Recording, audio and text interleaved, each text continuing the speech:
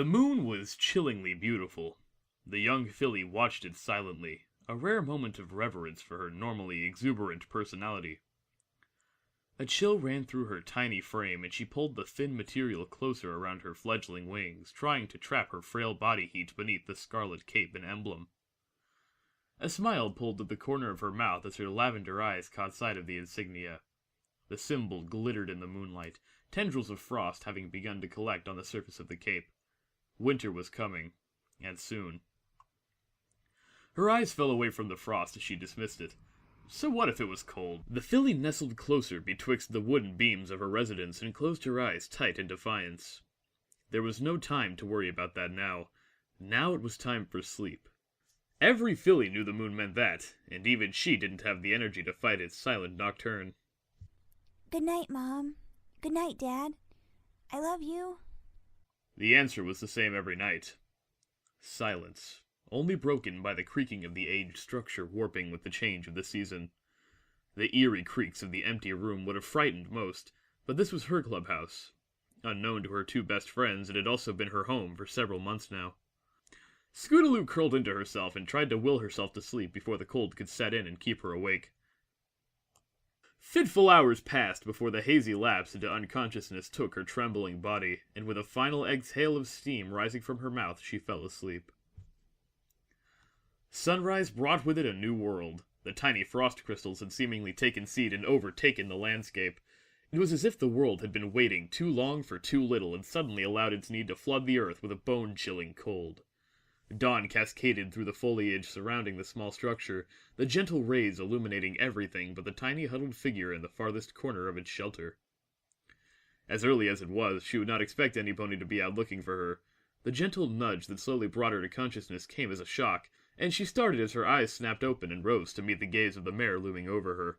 A yelp broke forth from her as she tried to push herself to her feet and clamber back away from the stranger.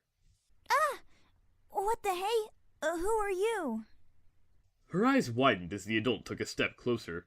As the surprise wore off, her tone turned to annoyance as she took note the sun had not even barely risen yet through the clubhouse window.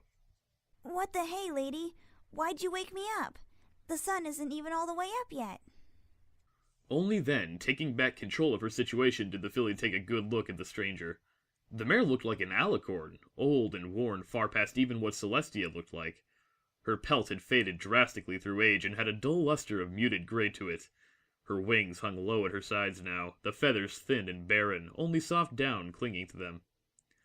Her mane shone no stars or celestial decadence, but draped around her like a white cowl, solemn and straight. What took Scootaloo aback the most was the horn.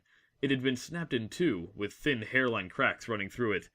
They all fell to a point just above her eyes, the saddest brown eyes that Scootaloo had ever seen, that had fixated down upon her.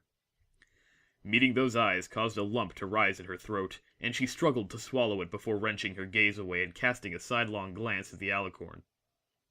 Who are you? And why'd you wake me up? The mare stood silent for a few moments more before she closed her eyes and bowed her head, shaking it slowly. Scootaloo, I'm so sorry, but... How'd you know my name? The mare winced at the outburst before stomping a hoof resolutely to silence the filly and continue. I'm so sorry. Sweetie, I didn't wake you. You never woke up this morning. The tension in the air almost made her choke on the lump. Tears stung her eyes as she shook her head and took another step back. You're lying.